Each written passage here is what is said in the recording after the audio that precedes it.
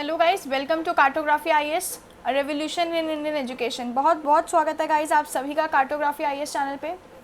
मैं आपकी mentor guys Priyanka, और चलते हैं आगे। कार्टोग्राफी आईएएस गाइस आपके लिए दो कोर्स लेके आया है। यूपी से 60 डेज क्रैश कोर्स 60 दिन और यूपी इन टैगलाइन के साथ आपको डीप एनालिसिस कराएगा आपके पूरे कोर्स की सिर्फ 60 डेज़ में। इसमें हम आपको टेस्ट वगैरह भी देते हैं, ठीक है। देखते हैं, जैसे इसमें हम आपको 15 टेस्ट देते हैं, 140 प्लस क्लासेस आपको प्रोवाइड की जाती हैं। यूपी जीके में स्पेशल फोकस रहता है, इकोनॉमिक सर्वे यूपी का कराया जाएगा और आपका बजट कराया जाएगा अलग से। यूपी का यूनियन वाला अलग से हमारा होगा ही, राइट, ठीक है। और फिर बाकी इसमें हम आपको करंट अफेयर्स कराएंगे पूरी 360 डिग्री अप्रोच से, और मैप्स के थ्रू कवरेज, सारे पूरे कोर्स की मैप के थ्रू कवरेज कराएंगे, ठीक है। ऑलरेडी गाइज इसकी काफ़ी क्लासेस हो चुकी हैं। Many of the students have already starting getting benefit of this classes, तो एनरोल फास्ट। फिर नेक्स्ट कोर्स है हमारा गाइज यूपीएससी पंचामृत 2020, जो एक स्टडी मटेरियल कोर्स है। 5 मॉड्यूल लेके आया है आपके लिए। OWC series official website coverage, UPSC mega pointers जो आपकी स्टैटिक जीके को कवर कराता है पॉइंटर्स के फॉर्म में, then B2M series book to map approach, फिर आती है आपकी NCERT माइंड मैप्स और करंट अफेयर्स के कैप्सूल्स आपके। तो ये 5 पूरे मॉड्यूल्स मिला के हमारा स्टडी मटेरियल कोर्स प्रोवाइड करता है। और न्यू अप्रोच के साथ हम आए हैं ऑफिशियल वेबसाइट कवरेज और हर सब्जेक्ट को मैप पे उतारने की। ये 2 अप्रोच के साथ हम नए आए हैं गाइस। तो ये 2 अप्रोचेस के समझाने के लिए आपको हम कॉम्प्लीमेंट्री क्लासेस अलग से दे रहे हैं। ये कॉम्प्लीमेंट्री क्लासेस सभी के लिए फ्री हैं, ठीक है। लेकिन स्टडी मटेरियल जो होगा सेम क्लासेस का, जो हैंड रिटन नोट्स और आपके PDF नोट्स होंगे, वो आपको वो तभी मिलेंगे आपको जब ये कोर्स आप एनरोल करेंगे, ठीक है। तो चलते हैं क्लास की तरफ गाइज। लास्ट मैं आपसे जब OWC सीरीज़ में मेरी और आपकी मुलाकात हुई थी तो हमने किया था CBI। तब मैंने आपको बोला था कि CBI का एक और पार्ट आएगा, जो मैंने अभी टाइम की कमी की वजह से हमने उसको आधा छोड़ा था, तो आज उसी को कंटिन्यू करते हैं। सेंट्रल ब्यूरो ऑफ इन्वेस्टिगेशन हमारा मैं एक शॉर्ट में आपको बताया था हमने लास्ट क्लास में क्या किया था। सेंट्रल ब्यूरो ऑफ इन्वेस्टिगेशन, जिसको आप पहले SCPE बोलते थे, स्पेशल पुलिस इस्टेब्लिशमेंट, कब सेट हुई थी? 1941 में गवर्नमेंट के थ्रू। ये गाइज हम ऑफिशियल वेबसाइट कवर कर रहे हैं CBI की। एक एक डेटा आपको सिर्फ और सिर्फ ऑथेंटिक ऑफिशियल वेबसाइट CBI से ही मिलेगा, ठीक है। जाएं ये क्लास के बाद विजिट करें ऑफिशियल वेबसाइट को CBI की, और हम एक एक डेटा हमारा सिर्फ वेबसाइट से फेच किया गया है, ठीक है। तो there is no need to worry about the authentication of the data, because government data के ऊपर देयर इज़ नो वन, ठीक है। तो आगे बात करते हैं, ये क्यों सेटअप किया गया था? इन्वेस्टिगेट केस करने के लिए। कौन से केसेस? ब्राइबरी और करप्शन के केसेस के लिए। लेकिन धीरे धीरे क्या हुआ था, ये और सारे फील्ड्स में भी आना शुरू हो गया था, जैसे क्रिमिनल केसेस और इकोनॉमिक केसेस भी क्या किए थे, डील करना शुरू कर दिया था CBI ने, जो हमने देखा भी था लास्ट क्लास में। बेसिकली जब वर्ल्ड वॉर 2 हुई थी उसमें क्या हुआ था, काफ़ी सारे ऑफिशियल्स ने, ब्रिटिश ऑफिशियल्स ने हमारे करप्शन किया था, उनको इन्वेस्टिगेट करने के लिए हमारी SPE को स्टैब्लिश किया गया था, स्पेशल पुलिस इस्टेब्लिशमेंट को स्टैब्लिश किया गया था, जिसे हम बोलते हैं बेसिकली आज की डेट में जो हमारा है क्या है, CBI है। वर्ल्ड वॉर 2 के बाद भी हमें लगा कि नहीं, ऐसी एक सेंट्रल बॉडी की नीड है जो ये चीज़ काम करे, ठीक है।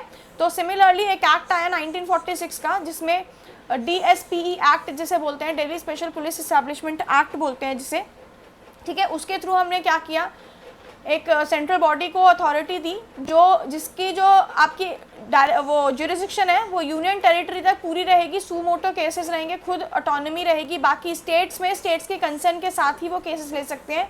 या फिर मैंने एक और चीज़ बताई थी, अगर हाई कोर्ट और सुप्रीम कोर्ट कह दे कि इस स्टेट में आप जाके CBI की आप बेसिकली इंक्वायरी कीजिए, तो स्टेट की कंसर्न भी तब नहीं रिक्वायर्ड है, ठीक है। तो ये हमने लास्ट क्लास में सारी बात कर ली थी, इसलिए मैं बहुत फास्ट फॉरवर्ड में आपको जस्ट रिवाइज करवा रही हूँ। फिर एक रेजोल्यूशन आया था गाइस, होम मिनिस्ट्री रेजोल्यूशन 1963, जिसके थ्रू हमारा आपका SCP जो ट्रांसफ़र हुआ था, किसमें, CBI में ट्रांसफ़र हो गया था। DSPE जो हमारा एक्ट था, उससे हमारा एक नया नाम हमें मिला, जिसको आज की डेट में हम बोलते हैं CBI। कब हुआ था ये? 1 अप्रैल 1963 में, होम मिनिस्ट्री के रेजोल्यूशन के थ्रू, ठीक है। होम मिनिस्ट्री में फिर बेसिकली उसके बाद मिनिस्ट्री ऑफ पर्सनल ने इसको क्या किया था, इसके जो अंदर के आपके सारे वर्किंग्स हैं उसको हैंडल करना शुरू कर दिया था। फिर CBI का वर्किंग एरियाज क्या है वो भी हमने लास्ट क्लास में देखे थे, कि स्टार्टिंग में वो क्या थे, सिर्फ करप्शन के केसेस हैंडल करती थी। उसके बाद फिर कौन कौन परव्यू में आने लगा CBI के? पब्लिक सेक्टर अंडरटेकिंग, ठीक है, आपकी PSU, गेल, सेल, आपकी भेल, ये सब क्या है आपकी पीएसयू सीबीआई के अंडरटेकिंग, सीबीआई के परव्यू में आने लगी। फिर आपका सीरियस फ्रॉड, चीटिंग, आपकी मनी लॉन्ड्रिंग, सोशल क्राइम, ठीक है, प्रॉफिटरिंग, ये सारी ब्लैक मार्केटिंग, ये सारा इंटर स्टेट रैम्पिफिकेशंस, ये सब कहाँ आने लगा, सीबीआई के परव्यू में आने लगा। Assassination, kidnapping, hijacking, criminal cases, extra जो आपका कमिटेड बाय एक्सट्रीमिस्ट है, वो सब कहाँ आने लगा, हमारा सीबीआई के परव्यू में आने लगा, ठीक है। और जब भारत में बैंक्स का राष्ट्रीयकरण हुआ था 1969 में, जब नेशनलाइजेशन हुआ था, उसी टाइम हमने क्या किया था, पब्लिक सेक्टर बैंक्स को और उनके एम्प्लॉयज़ को सीबीआई के एम्बिट में हम लेके आए थे, ठीक है, ये भी मैंने आपको बताया था। फिर हमने बात की थी कि सीबीआई के फाउंडिंग डायरेक्टर कौन थे, जिन्होंने सीबीआई की बेसिकली स्थापना की थी 1965 में। डॉक्टर श्री डीपी कोली जी ने क्या किया था, 1967 में, सॉरी नहीं, 1967 में उन्हें पद्म भूषण मिला था, ठीक है। लेकिन सीबीआई के जो फाउंडिंग डायरेक्टर जो उन्होंने स्थापना की थी, वो कब की थी, श्री डीपी कोली ने की थी, जब हमारा ये एक्ट बना था, ठीक है। फिर बात करते हैं सीबीआई डिपार्टमेंट्स की, कि कौन कौन से डिपार्टमेंट थे। 1987 में तक इसकी सिर्फ 2 ही इन्वेस्टिगेशन डिविजन्स थी, एंटी करप्शन केसेस और special crime cases. Anti corruption division में हम सिर्फ करप्शन केसेस देखे थे, बाकी बचे हुए सारे हम केसेस स्पेशल क्राइम डिवीजन में देखा करते थे। लेकिन 1994 में, क्योंकि क्यों, 1991 में हमारा क्या हुआ था, मार्केट ओपन हो गई थी, ठीक है, इंडिया की मार्केट ओपन हुई थी, हम एलपीजी रिफॉर्म्स लाए थे, तो उसके बाद काफ़ी सारी चीज़ें इकोनॉमिक के टर्म्स में हमारी सुधरी हुई थी, लेकिन करप्शन भी चीज़ें भी स्टार्ट हो चुकी थी और स्कैम स्टार्ट हो चुके थे। तो इकोनॉमिक ऑफेंसेस से डील करने के लिए 1994 में हमने एक और क्या किया, विंग ऐड करी, और इसी तरह 1994 में हमारी 3 विंग हो जाती हैं, जो anti corruption, special crime division और आपकी इकोनॉमिक क्राइम डिवीजन विंग होती है, ठीक है। आज की डेट में सीबीआई के गाइस 10 जोन्स हैं। अगर मैं आज की डेट में बात करूं, 2020 में हम बैठे हैं, तो 2020 में सीबीआई के 10 जोन्स हैं, जो बाकी पूरी सारी इंडिया को क्या करता है, केटर करता है। लखनऊ जोन, जैसे लखनऊ जोन की अगर मैं बात करूं, तो आपका पूरे यूपी को देखता है और उत्तराखंड को देखता है, ठीक है। फिर मैं बात करूं चंडीगढ़ जोन, चंडीगढ़ आपका पंजाब हरियाणा के जोन्स को देखता है। भोपाल की अगर बात करूं, तो भोपाल जोन भी आपका क्या है, एमपी और आपका जो महाराष्ट्र नहीं, सॉरी, एमपी और आपका जो छत्तीसगढ़ का एरिया, उसे देखता है। सिमिलरली दिल्ली जोन जो है आपका एनसीआर और राजस्थान के एरिया को देखता है, ठीक है। Similarly Guwahati zone, Kolkata zone, Patna zone, Mumbai zone, Hyderabad zone और चेन्नई जोन। कुछ नहीं, सिर्फ ये हम आपको एक बार हमें देखना है कि कौन कौन से जोन है। आंसर राइटिंग में अगर हम कुछ जोन को कोट करके लिखते हैं, अगर कोई स्पेशल केस स्टडी होती है, स्पेशल केस स्टडी में अगर हम जोन को कोट करके लिखेंगे, तो हमारा क्या है, आंसर की वेटेज बढ़ जाती है, ठीक है। गाइस देखिए, हमें यही देखना है यूपीएससी मेंस में, ठीक है। मेंस पॉइंट ऑफ व्यू से अगर हम देखें, तो आपका भी आंसर वही है, किसी और स्टूडेंट का भी आंसर वही है, 10 स्टूडेंट्स हैं, उनका आंसर भी वही है। आपको एक ऐड ऑन, हर आंसर में एक ऐड ऑन आपको की पॉइंट जोड़ना है, जिससे आपके आंसर की वेटेज इंक्रीज हो जाए। तो वही की पॉइंट हमें हर आंसर में लेके आना है, और वो की पॉइंट क्या है, अगर ऑथेंटिक होगा तो उसकी वेटेज क्या है, और इंक्रीज हो जाएगी। और उसी ऑथेंटिक डेटा के लिए हमने क्या किया है, सारी वेबसाइट्स कवर कर रहे हैं हम, जिसके अंदर हम सारी स्कीम्स की वेबसाइट भी कवर करेंगे। जैसे कि मैं हमेशा कहती हूँ कि जो आपकी OWC सीरीज़ है, ऑफिशियल वेबसाइट कवरेज है, वो आपकी ऑलमोस्ट 50 to 60% पूरा यूपीएससी के सिलेबस को कवर करेगी। क्यों? क्योंकि स्कीम से लेके आपकी चाहे किसी भी सेक्टर की स्कीम हो, साइंस हो, सोशल वर्क हो, आपकी कोई भी सेक्टर की स्कीम हो, एग्रीकल्चर की स्कीम हो, आपकी पॉलिटी से हो, रिलेटेड इकोनॉमिक्स से हो, सारी स्कीम्स कवर की जाएंगी, सारे आपकी ऑर्गेनाइजेशंस कवर की जाएंगी, चाहे इंटरनेशनल हो चाहे इंडियन हो। तो इसमें हमारा 50 to 60% जो है सिलेबस कवर होता है, मेंस पॉइंट ऑफ व्यू के भी हिसाब से भी, ठीक है। बाकी OWC सीरीज़ हमारी और डीप एनालिसिस हम करेंगे इसकी, ठीक है। जब हमारा मेंस और नज़दीक आएगा, तो कुछ इंपॉर्टेंट जो करंट अफेयर्स के टॉपिक होंगे, उसको और हम ऑफिशियल वेबसाइट कवरेज के थ्रू कवर करेंगे, ठीक है गाइस। चलिए आगे चलते हैं। फिर मैंने आपको बताया था कि जो सीबीआई में जितने भी डिस्प्यूट होते हैं, उसको कौन केटर करता है, हमारा सेंट्रल विजिलेंस कमीशन, ठीक है। सेंट्रल विजिलेंस कमीशन हमारा टेकर करता है और बोलते हैं कि it has the power of superintendence over CBI, ठीक है। ये कैसे पता चला है, 2 एक्ट्स के थ्रू पता चला है, हमारा CVC एक्ट 2003 और DSPE एक्ट हमारा 1946 का जो एक्ट था, ठीक है। इन दोनों एक्ट्स के थ्रू हमने बताया है कि CVC has a extra power over या प्रिवेल्स ओवर CBI, ठीक है। फिर हमने देखा था कि कितने डिफरेंट टाइप्स के केसेस हैंडल करता है सीबीआई, ठीक है। एंड 4 टाइप्स के गाइस केसेस है, 4 टाइप्स के केसेस हैं। एंटी करप्शन क्राइम्स जो हमारी एंटी करप्शन विंग देखती है, इसमें हम करप्शन केसेस देखते हैं किसके अगेंस्ट, पब्लिक ऑफिशियल्स के अगेंस्ट, सेंट्रल जो गवर्नमेंट के एम्प्लॉयज़ हैं उनके अगेंस्ट देखते हैं। पब्लिक सेक्टर अंडरटेकिंग इसके अंदर आती है, कोई भी कॉर्पोरेशन बॉडी इसके अंदर आती है जो भी गवर्नमेंट ऑफ इंडिया के थ्रू कंट्रोल की जाती है, ठीक है। इसमें एक्ट कौन सा यूज होता है guys, prevention of corruption act के थ्रू जितने भी इन्वेस्टिगेशन केसेस हैं वो इसके अंडर आते हैं। फिर हमने देखा था दूसरा जो टाइप्स ऑफ केसेस हैंडल करती है CBI, that was economic crimes, ठीक है। इसमें बैंक फ्रॉड, साइबर क्राइम्स, फिर आपका import export fraud, fake currency जो आपकी इंडियन करेंसी फेक नोट्स चलते हैं, स्मगलिंग है आपकी, एक्सचेंज वायलेशन है आपके, फॉरेन एक्सचेंज वायलेशन, ठीक है। तो ये सारी चीज़ें क्या आती हैं, इकोनॉमिक क्राइम्स में देखी जाती है जो इकोनॉमिक विंग हैंडल करती है। फिर हमारी आती है स्पेशल क्राइम्स, जितने भी केसेस हमारा आईपीसी के अंडर आते हैं और जो भी स्टेट गवर्नमेंट अगर सीबीआई को देगी या हाई कोर्ट या सुप्रीम कोर्ट सीबीआई को देगा, वो सारे केसेस आईपीसी के अंडर आने वाले सभी केसेस स्पेशल क्राइम विंग उनकी हैंडल करती है। जैसे बॉम्ब ब्लास्ट हो गया, किडनैपिंग हो गई, या जैसे आपके आरुषि डबल मर्डर मिस्ट्री थी, टेररिज्म से रिलेटेड कोई केसेस हो गए, वो सारे आपके स्पेशल क्राइम्स में आ जाते हैं, ठीक है। फिर आते हैं स्यू मोटो केसेस, जिसमें सीबीआई की ऑटोनमस खुद की एक से होता है कि हाँ हम ये सारे केसेस खुद दे सकते हैं, किसी की परमिशन की नीड नहीं है वो सारे केसेस, लेकिन सिर्फ और सिर्फ क्या है, यूनियन टेरिटरीज में। क्यों? क्योंकि सेंट्रली सिर्फ यूनियन टेरिटरीज ही गवर्नड है, ठीक है। स्टेट गवर्नमेंट का, स्टेट में क्या है, स्टेट गवर्नमेंट का भी रूल चलता है, और लेकिन सिर्फ यूनियन टेरिटरीज हैं, केंद्र शासित प्रदेश ही सिर्फ ऐसे जगह हैं जहाँ पे सेंट्रल का रूल चलता है सिर्फ। तो सेंट्रल ने क्या है, ऑटोनॉमी डिक्लेयर कर दी है किसकी, सीबीआई की। तो सू मोटो केसेस हमारे सिर्फ और सिर्फ यूनियन टेरिटरीज में चलते हैं सीबीआई के, ठीक है। मैं बहुत ही ज़्यादा फास्ट फॉरवर्ड मोड में जा रही हूँ जस्ट बिकॉज क्योंकि हम ये ऑलरेडी कवर कर चुके हैं। इसी वीडियो के डिस्क्रिप्शन में आपको सीबीआई पार्ट 1 का लिंक मिल जाएगा। तो जिन स्टूडेंट्स ने हमारी सीबीआई पार्ट 1 नहीं देखी तो पहले उसे देखिए, फिर इस वीडियो में हम आ सकते हैं बाद में, ठीक है। फिर हमने बात की थी कि डायरेक्टर जो मेन हेड है सीबीआई का, जो सारे काम संभालता है सीबीआई का डायरेक्टर, उनका कैसे अपॉइंटमेंट होता है। तो बेसिकली एक तो वो होते कौन है, आईपीएस रैंक के, डीजीपी रैंक के हमारे आईपीएस ऑफिसर्स होते हैं, जिनको ये किसने कैसे पता चला कि आईपीएस ऑफिसर्स ही होंगे, हमारे डीएसपी एक्ट 2003 जो अमेंडमेंट हुआ था हमारा 1946 के बाद जो अमेंडमेंट हुआ है 2003 में हमारा, उसमें हमने कहा कि जितने भी डायरेक्टर होंगे वो क्या होंगे, आईपीएस ऑफिसर होंगे। कौन सी रैंक के होंगे, डीजीपी रैंक के होंगे, ठीक है। इनके लिए पहले एक कमेटी बनाई गई, इस एक्ट के थ्रू एक कमेटी स्टैब्लिश की गई इनके अपॉइंटमेंट की। तो कौन कौन था उस कमेटी में, सीवीसी के मेंबर्स, सेंट्रल विजिलेंस कमीशन के मेंबर्स, और home ministry, ministry of personal and public grievances के जो मिनिस्ट्री के सेक्रेटरीज हैं वो होंगे। तो ये 2 टाइप के लोग होते थे जो क्या करते थे, आपका डायरेक्टर को क्या करते थे, अपॉइंट करते थे। ये बात डीएसपी एक्ट 2003 में, Delhi special police establishment act 2003 के थ्रू हमने क्या किया था, इन लोगों को क्या किया था, अपॉइंट किया था डायरेक्टर को इस कमेटी के थ्रू। लेकिन जब हमारा लोकपाल बिल आया था उसके अकॉर्डिंग हमारा क्या हुआ था, 2014 का जो लोकपाल बिल था, हमारी कमेटी चेंज हो गई थी, अभी हम देखेंगे आगे, ठीक है। तो और इस एक्ट के थ्रू हमारा सीबीआई डायरेक्टर का टेन्योर भी फिक्स हो जाता है, क्या है वो, 2 साल है, ठीक है। फिर लोकपाल एक्ट आया 2014 में, ठीक है। इसमें क्या हुआ, हमने कहा कि नहीं भाई कमेटी अब चेंज होगी और अब अलग लोग होंगे जो क्या करेंगे, डायरेक्टर को अपॉइंट करेंगे। तो एक न्यू कमेटी फ्रेम की गई जिसका हेड किसे रखा गया, हमने प्राइम मिनिस्टर को। कमेटी में कौन कौन होंगे, इनका हेड जो पीएम है हमारे। फिर लीडर ऑफ ऑपोजिशन, कहा गया कि भाई चेक एंड बैलेंसेस के लिए क्या होना चाहिए, एलओपीपी होना चाहिए, लीडर ऑफ ऑपोजिशन भी होना चाहिए आपका, ठीक है। और चीफ जस्टिस ऑफ इंडिया या सुप्रीम कोर्ट के कोई अन्य जज अगर chief justice of India present नहीं है तो ये अन्य जज भी कौन बोलेंगे, चीफ जस्टिस ऑफ इंडिया ही बताएंगे कि मेरी जगह ये आएंगे, ठीक है। तो ये 3 प्रकार के लोग क्या है, कहा गया।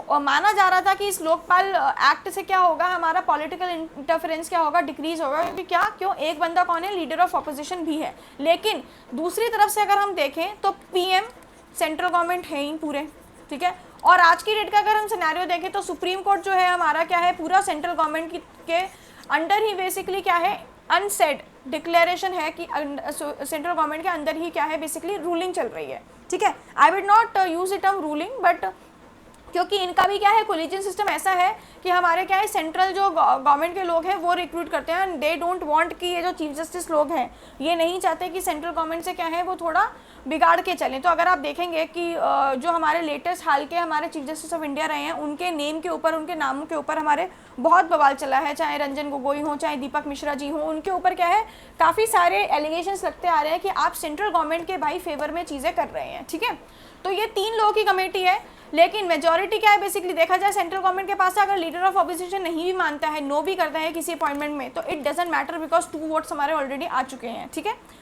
तो ये बिल था आपका 2014 का, जिसके थ्रू हमारी सीबीआई के डायरेक्टर की कमेटी बनी थी अपॉइंट करने के लिए। तो ये कमेटी थी, इसमें क्या होगा, जो होम मिनिस्ट्री होगी, प्रोसीजर क्या होगा हमारा देख लेते हैं। होम मिनिस्ट्री एक लिस्ट भेजेगी एलिजिबल कैंडिडेट्स के पास, डीओपीटी आपकी मिनिस्ट्री के पास। ठीक है, तो जो आपका फिर क्या है, डीओपीटी क्या है, प्रिपेयर करेगी, लिस्ट प्रिपेयर करेगी, फाइनल लिस्ट प्रिपेयर करेगी, किस किस बेसिस पे, सीनियरिटी के बेसिस पे, इंटीग्रिटी के बेसिस पे और एक्सपीरियंस के बेसिस पे।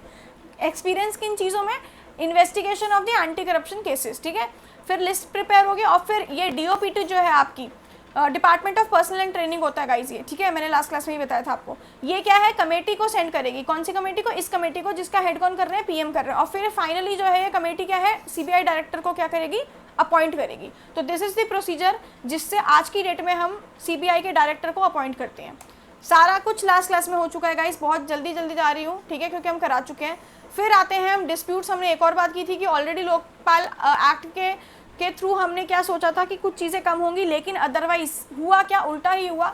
सीबीआई बहुत ज़्यादा नाराज़ चली गई किससे, गवर्नमेंट से। उन्होंने कहा कि ये बहुत ही गलत डिसीजन है कि सीबीआई की, आपने देखा जाए कि ऑलरेडी ऑटोनॉमी कम थी, आपने क्या किया, उस चीज़ की और डिक्रीज़ किया। ठीक है, कैसे भाई, आपने सीबीआई का एंटी करप्शन विंग को लोकपाल के विंग के साथ मर्ज कर दिया। तो अब लोकपाल का एंटी करप्शन का विंग और सीबीआई का एंटी करप्शन का विंग गाइस एक ही है। ठीक है, तो ये चीज़ सीबीआई वालों ने क्या कहा था कि इससे बेटर आप क्या करते कि एंटी करप्शन विंग अलग रख दें और लोकपाल का जो था एंटी करप्शन विंग उसको अलग रखते, और लोकपाल सजेस्ट करता कि हाँ, कि हम कौन कौन से केसेस में आपको रेफ़र कर सकते हैं। लोकपाल रेफ़र करता सीबीआई को केसेस देने के लिए, और फिर सीबीआई एक अलग तरीके से, अपने ही तरीके से इन्वेस्टिगेट करता। हम ये कर सकते थे, रादर देन क्या कर दिया आपने, पूरा मर्ज ही कर दिया। तो सीबीआई ने ये सजेशन दिया था, दो इट वॉज नॉट एक्सेप्टेड।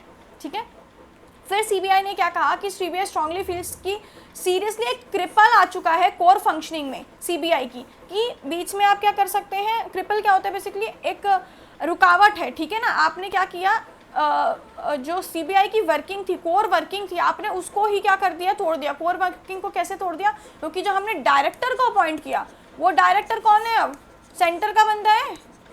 तो हमने क्या किया, डायरेक्टर को ही अपॉइंट किया, और डायरेक्टर को सेंटर से अपॉइंट किया। कहाँ क्या हुआ कि इनडायरेक्टली जो पहले सीबीआई फिर भी थोड़ा बहुत कुछ अपने उस पर कर रही थी, अपने एक खुद के डिसीजंस ले पा रही थी, लेकिन अब क्या होगा, वो जो डायरेक्टर होंगे वो सेंट्रली इन्फ्लुएंस्ड होंगे, और जो सीबीआई के इनडायरेक्ट जो सारे डिसीजन होंगे वो इनडायरेक्टली किसके थ्रू हैंडल होंगे, बेसिकली सेंट्रल गवर्नमेंट के थ्रू। ठीक है, तो ये क्या होता है, तो it basically cripple the core functioning of the CBI and reduces it to the relevance. इसका मतलब बेसिकली इररेलेवेंस को क्या कर देती है, सीबीआई के इररेलेवेंस को क्या कर देती है, रिड्यूस कर देती है। ठीक है, इररेलेवेंस को रिड्यूस नहीं, इंक्रीज कर देती है। It is wrongly written here. ठीक है ना, फिर बात करते हैं कि सीबीआई ने कहा, आर्ग्यू किया कि नहीं भाई, it should not come under Lokpal. क्यों, क्योंकि 60 साल में जो सीबीआई ने अपनी इमेज कमाई है, ठीक है, अपने इतने की खुद की एक बेसिकली क्या है, एक इसको इंटरपोल ऑफ इंडिया कंसीडर किया जाता है। क्यों किया जाता है, बिकॉज क्योंकि केसेस को काफ़ी अच्छे से सॉल्व कर लेते हैं। ठीक है, जो नॉर्मल स्टेट पुलिस से नहीं हो पाते हैं, तो वो इमेज क्या है, धीरे धीरे गिर जाएगी। क्यों, क्योंकि आपका पॉलिटिकल इंटरफेरेंस इतना रहेगा। तो इसलिए सीबीआई ने बोला कि लोकपाल से इसको क्या करना चाहिए, रिमूव करना चाहिए। लेकिन फिलहाल आज की डेट में हम सबको पता है कि लोकपाल एक्ट 2014 के थ्रू ही सीबीआई क्या होती है गाइस, गवर्न होती है। ठीक है, फिर आते हैं, अब हमने क्लास को यहीं एंड किया था अपनी लास्ट क्लास को, और अब आते हैं आज की क्लास को हम स्टार्ट करते हैं। मैंने बताया था कि हम बात करेंगे कि सीबीआई की वर्किंग्स में ऐसा क्या क्या हुआ कि सीबीआई की क्या है इमेज क्या हो डाउन होने लगी। ठीक है, तो आज की क्लास स्टार्ट करते हैं गाइस। इस जो भी चीज़ मैंने आपको बताई उसको आप प्रॉपरली ढंग से समझने के लिए मेरी फर्स्ट पार्ट 1 वीडियो देखिएगा। मैंने बहुत ही कम टाइम में, आई गेस 10-15 मिनट्स में इसको कवर करने की ट्राई की है, जो मैंने लास्ट क्लास में आपकी ऑलमोस्ट 50 मिनट्स में आपको ये कवर किया था। ठीक है, सॉरी, ठीक है गाइस। फिर चलते हैं, अब क्या है देखिए, क्या है सीबीआई में, क्या है गाइस, इंटरनल फ्यूड शुरू हुआ था, ठीक है, अंदर में ही, आप सीबीआई के अंदर में ही लड़ाई शुरू हो गई थी, जिसकी वजह से एक आर्टिकल भी आया था जिसने क्या कहा था कि हम सीबीआई जो है बेसिकली वाइल्ड वल्चर हो चुकी है, ठीक है, वाइल्ड वल्चर, ये हमारा द हिंदू का आर्टिकल था, ठीक है। देखते हैं अभी इस पे आने से, कि इसको समझाने का मतलब है कि पहले मैं आपको बताऊंगी कि क्या है वो एक्चुअली जो डिस्प्यूट हुआ था, जो बहुत ही इनफेमस डिस्प्यूट आप कह सकते हैं। देखिए, आलोक वर्मा हमारे क्या थे, सीबीआई के डायरेक्टर थे, ठीक है। अब क्या हुआ, उन्होंने सीबीआई में क्या था, अब तक सिर्फ एक डायरेक्टर की पोस्ट होती थी, और एक न्यू पोस्ट का एक आया, जो एक official new post, special director पहले भी होती थी, लेकिन एक ऑफिशियल न्यू पोस्ट को क्रिएट किया गया, जिसको हमने बोला स्पेशल डायरेक्टर ऑफ सीबीआई, ठीक है। कौन अपॉइंट हुए उसमें, राकेश अस्थाना जी। अब क्या हुआ, सीबीआई के जो डायरेक्टर थे आलोक वर्मा जी, उन्होंने क्या किया, इस चीज़ पे एक मतलब उन्होंने नाराज़गी उठाई कि नहीं, ये नहीं होना चाहिए, या Rakesh Asthana is not the correct person to be appointed for special director of CBI, ठीक है। तो उन्होंने क्या कहा कि सीवीसी जो हमारा सेंट्रल विजिलेंस कमीशन के पास उन्होंने एक एप्लीकेशन लिखी कि भाई अस्थाना जी का, क्योंकि अस्थाना जी ऑलरेडी क्या थे, सीबीआई के मेंबर थे, उनका प्रमोशन किया गया, क्यों किया गया, कैसे किया गया, ठीक है। तो सीवीसी ने कहा नहीं, it is a anonymous decision, और ये कोई भी ऐसा बेसिकली करप्शन वाला केस नहीं है, क्योंकि आलोक वर्मा ने क्या कहा था बेसिकली कि गलत ही मीडियम से वो ऊपर आए हैं और स्पेशल डायरेक्टर हैं, क्यों, क्योंकि उनको ये खतरा था कि आलोक वर्मा मेरे बाद क्या है, मतलब मेरे को हटा के राकेश अस्थाना जी को क्या बना दिया जाएगा, डायरेक्टर बना दिया जाएगा। तो बेसिकली उनको नहीं अच्छा लग रहा था कि राकेश अस्थाना जी एक नॉर्मल मेंबर होते हुए एकदम से उनको क्या किया, एक हमने पोस्ट ऑफर करी स्पेशल डायरेक्टर की सीबीआई की, जिसके क्या होंगे, काफ़ी ज़्यादा राइट्स होंगे सीबीआई के अंडर, ठीक है। तो विच इज़ जो उनको बेसिकली नहीं पसंद आया, किसको, आलोक वर्मा जी को, तो सीवीसी के पास गए, लेकिन सीवीसी ने क्लियरली बोल दिया कि नहीं, it was an anonymous decision था, जिसमें कोई भी आपके गलत तरीके नहीं अपनाए गए हैं, ठीक है। अब ये बात जब राकेश अस्थाना जी को पता चली, उन्होंने क्या कहा कि अच्छा बेटा, कि अच्छा अब आप हमारे साथ ये कर रहे हो तो ठीक है, आपके जो प्रॉब्लम्स है मैं बताता हूँ। तो अस्थाना जी ने क्या किया, एक कंप्लेंट फाइल करी, जिसमें बोला गया कि आलोक वर्मा ने ब्राइब ली है 2 करोड़ रुपए की, किन किन चीज़ों पे एलिगेशंस लगाया, उन पे करप्शन और इरेगुलरिटी के, ठीक है, करप्शंस लगाया। और उन्होंने कहा कि जो है लालू यादव जी का आपका केस चल रहे हैं, हमारे स्कैम चल रहे हैं, उनके केस की डेट्स को रुकवाने के लिए और रेड्स को रुकवाने के लिए, ठीक है, कि उन पे रेड्स ना हो, सीबीआई रेड्स ना हो, इसके लिए उन्होंने क्या किया है, ब्राइब ली है, किससे, लालू यादव जी से। तो ये ब्लेम बहुत बड़ा ब्लेम था, जो एक सीबीआई के एक बंदे ने दूसरे ही बंदे पे लगाया था। जो राकेश अस्थाना जी स्पेशल डायरेक्टर हैं, उन्होंने सीबीआई के डायरेक्टर पे ही ये ब्लेम लगाया था, which was a very harsh और एक मतलब चेंजिंग डिसीजन रहा है सीबीआई के लिए। क्या हुआ इससे, अब ये जब इतना सब कुछ हो गया तो सीबीआई की क्या हुई, धीरे धीरे क्या हुई, इमेज भी क्या होती गई, डाउन होती गई। कैसे, क्योंकि अब इतना सब हुआ तो सीवीसी को एंट्री लेनी पड़ी। अब सीवीसी बीच में आई, सेंट्रल विजिलेंस कमीशन, उन्होंने कहा बैठ के बात करते हैं, लेकिन आलोक वर्मा ने सीवीसी से कहा कि अस्थाना जी भी कम नहीं है, आप ऐसे समझो, उनके भी 6 केसेस उन्होंने गिनवा दिए, जिनके उनके अंदर करप्शन के चार्जेस फ्रेम होते हैं, ठीक है। और CBI as a CBI director, उनके पास राइट थी कि किसी के खिलाफ भी एफआईआर फाइल कर सकते हैं। तो सीबीआई ने फाइल कर दी एफआईआर, किसके खिलाफ, राकेश अस्थाना जी के खिलाफ सीबीआई ने फाइल की। मतलब सीबीआई के डायरेक्टर ने बेसिकली कौन थे, हमारे आलोक वर्मा जी ने इनडायरेक्टली अपनी पावर्स का यूज़ करते हुए सीबीआई से फाइल करवा दी एफआईआर राकेश अस्थाना के खिलाफ कि इलीगली आपने ब्राइब ली है। 6 केसेस उन्होंने बताए कि इन केसेस में आपने ब्राइब ली है। और ये डिस्प्यूट जो अब तक एक दूसरे पे इल्ज़ामात का सिलसिला जो चल रहा था, ये डिस्प्यूट और गहराता गया और कैसे कहाँ पहुँच गया, दिल्ली हाई कोर्ट पहुँच गया और आपका मीडिया के भी सामने आ गया, जिसके बाद सीबीआई की बहुत किरकिरी होनी शुरू हो गई कि that was a very bad phase for the CBI, ठीक है। उनके जो पर्सनल बेसिकली स्पैट थे, लड़ाइयाँ थी, वो नेशन वाइड विजिबल होने लगी मीडिया के थ्रू, ठीक है। And this was an irreparable change to the damage to the CBI. एक ऐसा ये चेंज हमने देखा सीबीआई के अंदर कि बहुत ही एक बेसिकली गलत एक इमेज फॉर्म कर दिया सीबीआई की। और फिर हमने देखा था एक द हिंदू में आर्टिकल आया था जिसमें कहा था कि CBI is changing from the cage parrot to wild vulture. Cage parrot क्या था? केज पैरेट क्या था कि सीबीआई खुद का कुछ से नहीं है, सीबीआई वो बोलती है जो उसका मास्टर उसको बोलने को बोलता है, मास्टर से बात करें तो गवर्नमेंट, ठीक है ना। वाइल्ड वल्चर क्या हो गया? वल्चर क्या होते हैं? बेसिकली गिद्ध आपस में लड़ते हैं। तो वो क्या कहती है कि इंडिया की जो इसमें मेन जो बात लिखी थी इस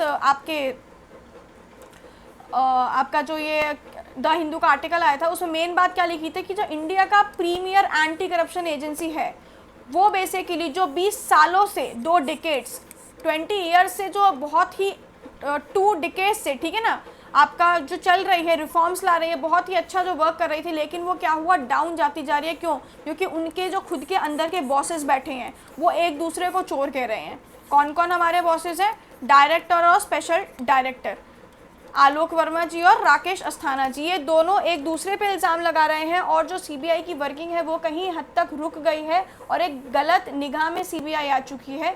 तो this line was coated on Hindu newspaper, जो हम अपने आंसर्स में कोट कर सकते हैं, which is a very good terminology, ठीक है। तो आगे चलते हैं, ठीक है। तो गाइस ये थी उनके सीबीआई के अंदर की जो पूरी सिचुएशन थी, ठीक है। और इसी के बेसिस पे फिर क्या हुआ था, सीबीआई के डायरेक्टर जो आपके आलोक वर्मा जी थे उनको हटा दिया गया था कमेटी के थ्रू। फिर से दो दिन के लिए उनका वापस से अपॉइंटमेंट हुआ, वापस से उनको हटा दिया गया। तो बहुत सारे हमारे केसेस चले थे उस टाइम पीरियड में, ठीक है। आगे आते हैं, अब बात करते हैं कि चैलेंजेस क्या है जो सीबीआई फेस करता है, ठीक है। इसको एक एक करके डील करेंगे, एक बार देख लेते हैं क्या क्या चैलेंजेस हैं। एक्सेसिव पॉलिटिकल इंटरफेरेंस है, भाई बहुत ही ज़्यादा पॉलिटिकल इंटरफेरेंस है। क्यों है? क्योंकि ऑब्वियसली हमने क्या बनाई हुई है, अपॉइंटमेंट कमेटी ऐसी बनाई हुई है कि पॉलिटिकल इंटरफेरेंस होना बनता है, ठीक है। फिर अगला क्या है, इनॉर्मस डिले हो रहा है हमारे इन्वेस्टिगेशंस में, केसेस में डिले हो रहा है, ये हम सब देख रहे हैं। डिले होता है, होता जाता है, इनफैक्ट क्या होता है, रिजल्ट भी नहीं आता, अभी भी जस्टिस क्या है काफ़ी केसेस में हमें नहीं मिल पाया है। क्रेडिबिलिटी गिर रही है, अकाउंटेबिलिटी गिर रही है। फिर जो लोग हैं उनकी भी शॉर्टेज है, जितना भी वर्किंग हमारा स्पेस है, वर्किंग स्पेस में हमारे जितने भी ऑफिसर्स हैं उनकी भी शॉर्टेज है, ठीक है। फिर पावर्स लिमिटेड है, बहुत कम पावर्स दी गई हैं आज की डेट में सीबीआई को और एक्सेस बहुत कम है। तो एक एक करके डील कर लेते हैं। सबसे पहले अगर मैं बात करूँ पॉलिटिकल इंटरफेरेंस की, तो कैसे है गाइस, क्योंकि एजेंसी डिपेंडेंट है किसके ऊपर, होम मिनिस्ट्री के ऊपर। किसके लिए? स्टाफिंग के लिए। जितना भी हमारा स्टाफ रिक्रूट होता है वो क्या होता है, होम मिनिस्ट्री के थ्रू रिक्रूट होता है या सेंट्रल गवर्नमेंट के थ्रू रिक्रूट होता है। कैसे? देखिए 2 टाइप्स के हमारे रिक्रूटमेंट्स होते हैं। एक एसएससी के थ्रू, एसएससी के थ्रू अगर मैं बात करूँ जो बच्चे सीजीएल का एग्ज़ाम देते हैं उसमें एक सीबीआई ऑफिसर की क्या होती है, पोस्ट होती है। तो एक तो आप एसएससी के थ्रू जा सकते हैं, ये भी क्या है, सेंट्रल एग्ज़ाम है, ठीक है, सेंट्रल एग्ज़ाम है ये आपका। फिर हमारा क्या होता है यूपीएससी के थ्रू, ये भी हमारा सेंट्रल एग्ज़ाम है। इसमें भी जो हम आईपीएस बनते हैं, आईपीएस आगे जाके क्या होता है, जो आपके डीजीपी रैंक के लोग होते हैं वो क्या बनते हैं, सीबीआई के डायरेक्टर बनते हैं। या यूपीएससी में ही हमारा क्या होता है, और भी जो स्टार्टिंग में ही सीबीआई ऑफिसर्स हम इसमें हायर रैंक के सीबीआई जो रैंकर्स होते हैं उनको पोस्टिंग दी जाती है। तो देखा जाए तो जितने भी हमारे सीबीआई में लोग हैं वर्क करने वाले, वो कहाँ हैं, सेंट्रली से आ रहे हैं, हमारा होम मिनिस्ट्री के थ्रू आ रहे हैं। तो एक ये बहुत बड़ा क्या है बेसिकली रूल है जो इफेक्ट कर रहा है, ठीक है। देखिए जो डायरेक्ट रिक्रूटमेंट है उसमें तो उतनी प्रॉब्लम नहीं है। जैसे अगर आप लोग अपॉइंट होते हैं या यूपीएससी में अपॉइंट होते हैं तो उसमें क्या है, वो तो क्या है आप अपनी क्रेडिबिलिटी के हिसाब से आए हैं। लेकिन कुछ ऐसे अपॉइंटमेंट्स हैं जो क्या होते हैं, जो बेसिकली एग्जाम ओरिएंटेड नहीं होते हैं। जैसे सपोज डायरेक्टर की बात करें, स्पेशल डायरेक्टर की बात करें, कोर कमेटी की बात करें सीबीआई की, तो ये सब लोग क्या है बेसिकली कमेटी के थ्रू रिकमेंड होके आते हैं। तो जितने भी हमारे रिकमेंडेड कैंडिडेट हैं और इन्हीं सब रिकमेंडेड कैंडिडेट की सीबीआई में चलती भी है। तो ये जो रिकमेंडेड कैंडिडेट हैं ये सब कौन होते हैं, सेंट्रल के बेसिकली लोग होते हैं, ठीक है, सेंट्रल के द्वारा अपॉइंट किए जाते हैं।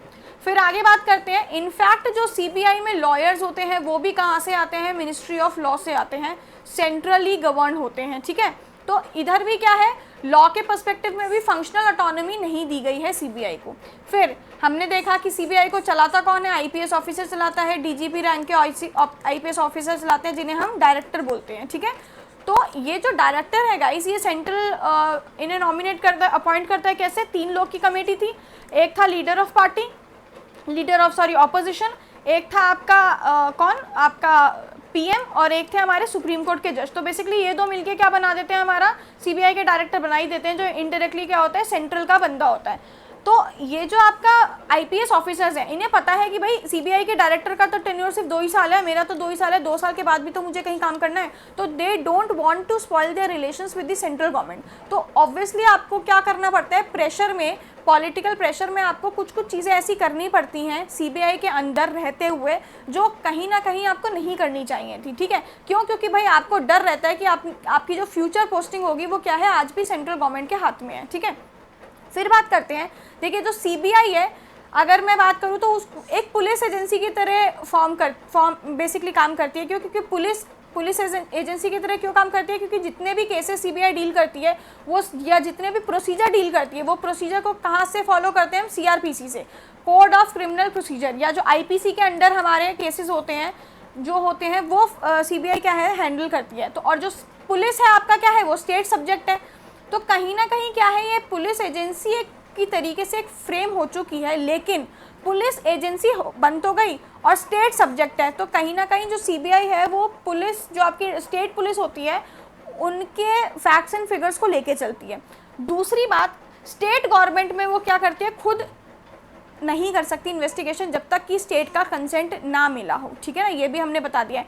तो ये क्या करता है, कहीं ना कहीं क्या होता है, स्टेट पुलिस उनको क्या करती है, सीबीआई को वो नहीं करती है, क्या कहते हैं, सपोर्ट नहीं करती। जैसे अभी हम देख रहे हैं सुशांत सिंह राजपूत के केस में, हम देख रहे हैं जो आपकी महाराष्ट्र की पुलिस है, they are not supporting CBI, support नहीं कर रहे हैं, पूरे फैक्ट्स एंड फिगर्स प्रोवाइड नहीं कर रहे हैं। जैसे बिहार गवर्नमेंट को भी, बिहार पुलिस को भी उन्होंने क्या किए थे, सारे एफआईआर की कॉपीज़ नहीं दी थी, आपकी हमने देखा था ऑटोप्सी रिपोर्ट्स नहीं दी थी हमारा।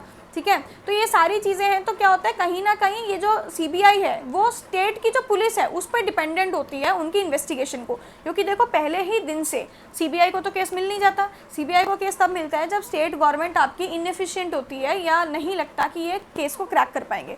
तो सीबीआई के पास केस तब तक पहुंच पाता है जब तक हमारी काफ़ी चीज़ें जो है डिटोरिएट हो चुकी होती हैं। अब डिटोरिएट ऑलरेडी हो गई हैं, तो जो फैक्ट्स एंड फिगर्स हैं वो तो सीबीआई को कहाँ से मिलेंगी, जो जितनी भी इन्वेस्टिगेशन स्टेट पुलिस ने की है उसी से मिलेंगी।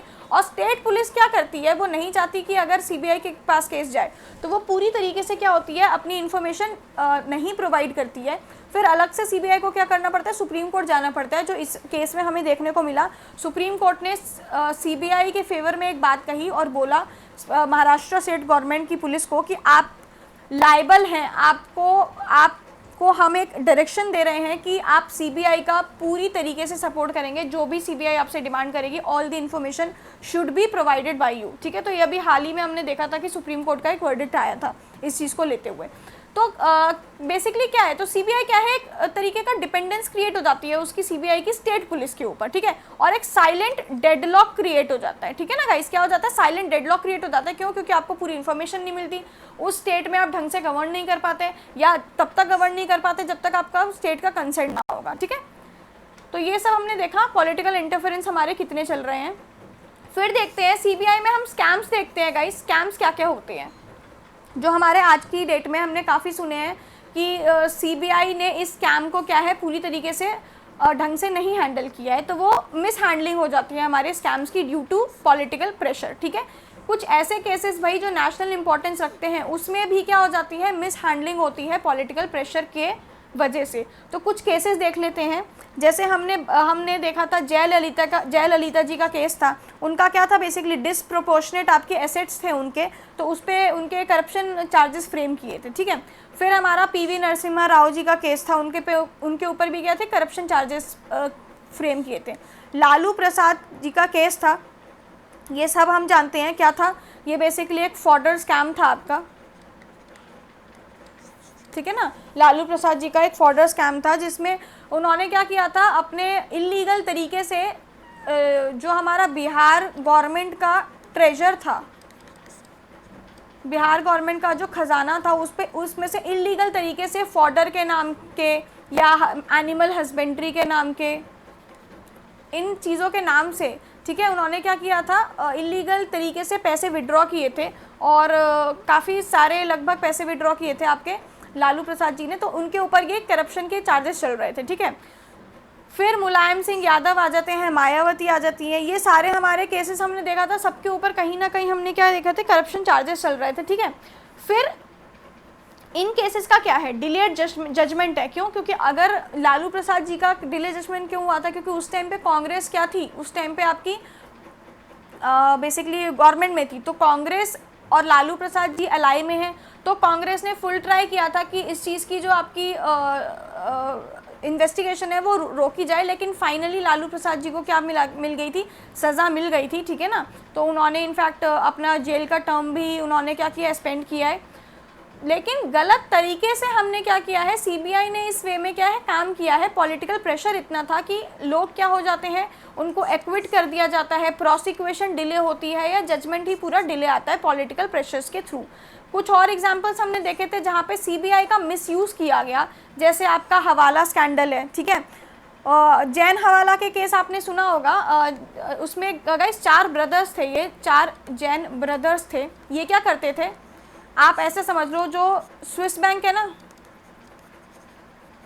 स्विस बैंक क्या करती है, आप अपना कोई भी ब्लैक मनी डिपॉजिट कर देते हैं, ठीक है। आपकी इंटरनेशनल बैंक है जो ब्लैक मनी, जनरली बोला जाता है कि ब्लैक मनी डिपॉजिट करते हैं जो जितने भी बड़े बड़े पॉलिटिशियंस या एक्टर्स होते हैं उनकी, ठीक है। लेकिन अगर मैं बात करूँ इंडिया की स्विस बैंक का काम कौन करता था, ये जैन ब्रदर्स करते थे, 4 भाई थे, ठीक है।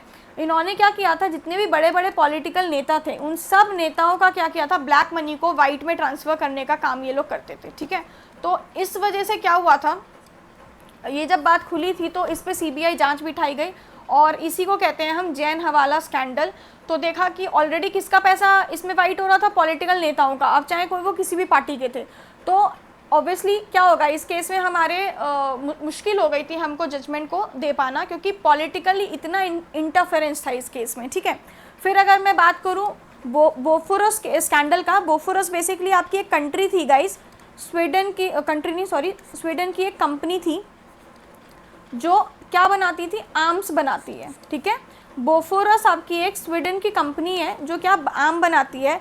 हमने क्या किया था, इस पे डील की थी हमने अपनी 1980s से 1990s के बीच में, ठीक है। जब हमारी कौन थी, कांग्रेस गवर्नमेंट थी, आईएनसी गवर्नमेंट थी हमारी। आईएनसी गवर्नमेंट ने क्या किया था, 1986 के टाइम पे राजीव गांधी जी ने क्या किया था, डील किया था इस कंपनी के साथ, ठीक है। कितने की, ऑलमोस्ट हमारी 1400 करोड़ की डील हुई थी, ठीक है। किस चीज़ के लिए, आर्म्स को सप्लाई करने के लिए, इंडिया की आर्मी के लिए आर्म्स सप्लाई करने के लिए डील की थी, ठीक है। सिंपल लग रहा है सुनने में, कोई प्रॉब्लम नहीं है, बिल्कुल नहीं है। लेकिन क्या हुआ था, ये एलिगेशंस लगाए गए थे राजीव गांधी जी पे कि नहीं भाई, जो ये आपने आर्म्स की डील करी है आर्मी के लिए सप्लाई करने के लिए, उतना अमाउंट, जितना अमाउंट आपने कोट किया है उतने अमाउंट की डील क्या है नहीं, ठीक है ना।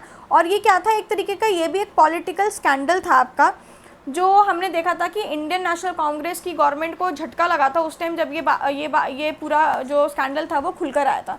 तो हमने देखा काफ़ी सारे हमारे केसेस गाइस ऑलरेडी क्या थे, इंडियन नेशनल कांग्रेस के टाइम पीरियड के ही हैं, जो कहीं ना कहीं हमारे क्या है बाहर आते जाते हैं। फिर अगर मैं बात करूं अपने 2G स्पेक्ट्रम की, 2G स्पेक्ट्रम का केस क्या था, मैं एक जगह लिख लेती हूँ कहीं,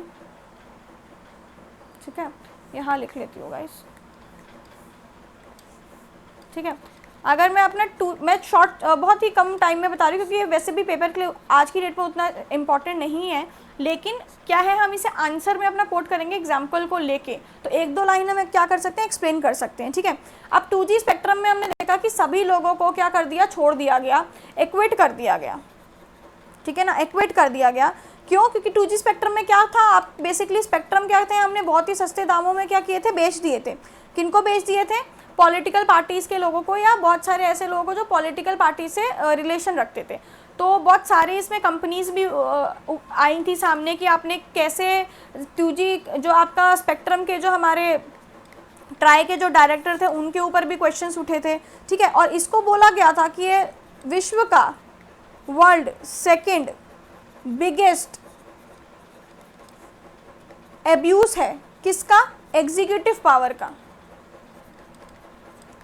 सीबीआई को गलत तरीके से मिसयूज़ किया गया और सीबीआई के कोर्ट ने क्या कहा कि इसमें कोई भी जिम्मेदार नहीं है, किसी भी प्रकार का कोई स्कैंडल नहीं है, और स्कैंडल है मतलब, लेकिन प्रॉपर हमारे पास प्रूफ्स नहीं है जिन चीज़ों को हम किसी को कन्विक्ट कर सकें, इसीलिए सारे के सारे जितने भी हमारे आरोपी थे सबको क्या कर दिया गया, एक्विट कर दिया गया, छोड़ दिया गया। ठीक है, तो ये था हमारा 2G स्पेक्ट्रम का।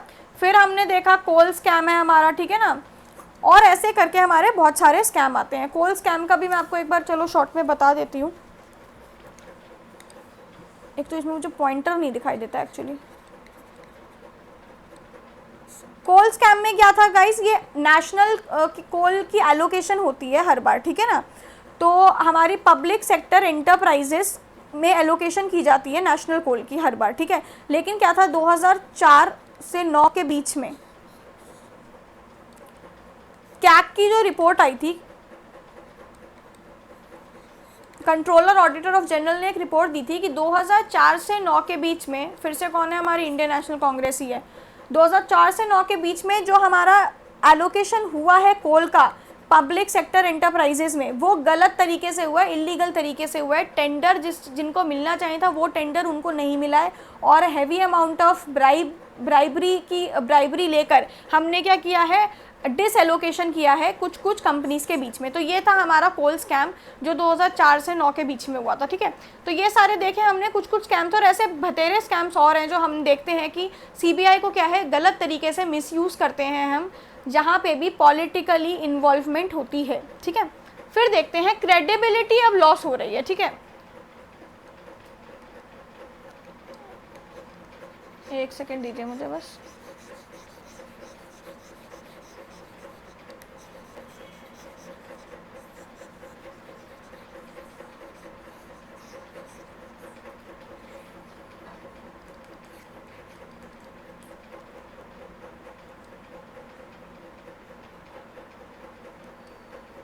फिर आते हैं, देखिए क्रेडिबिलिटी क्या है, लॉस हो रही है कैसे। बेसिकली देखिए अभी तक क्या था, कोई विश्वास नहीं कर पाया। क्रेडिबिलिटी क्या होती है कि आप पे कितना ट्रस्ट किया जाए कि आप वो काम करने में समर्थ रहेंगे, सक्षम रहेंगे या कॉम्पिटेंट रहेंगे, ठीक है। लेकिन साल दर साल क्या हो रही है, सीबीआई की इमेज गिरती जा रही है, क्योंकि अभी हमने देखे बहुत सारे ऐसे केसेस हैं। ये तो मैंने सिर्फ अभी इकोनॉमिक केसेस की बात की है, क्रिमिनल केसेस बहुत सारे ऐसे हैं, जैसे जिया खान का केस अनसॉल्व, मतलब अनसॉल्व तो नहीं कहूँगी, सज़ा मिली, लेकिन उसने ढंग से आपको क्या हुआ, इम्प्लीमेंटेशन नहीं हो पाई। आरुषि आपका डबल मिस्ट्री का तो हमें कुछ पता ही नहीं चला है कि क्या है, देखा जाए तो अनसॉल्व केस रह गया है वो, ठीक है। तो ऐसे बहुत सारे केसेस हैं जो साल भर साल क्या होता जा रहा है, सीबीआई की क्रेडिबिलिटी क्या हो रही है, डिक्रीज होती जा रही है।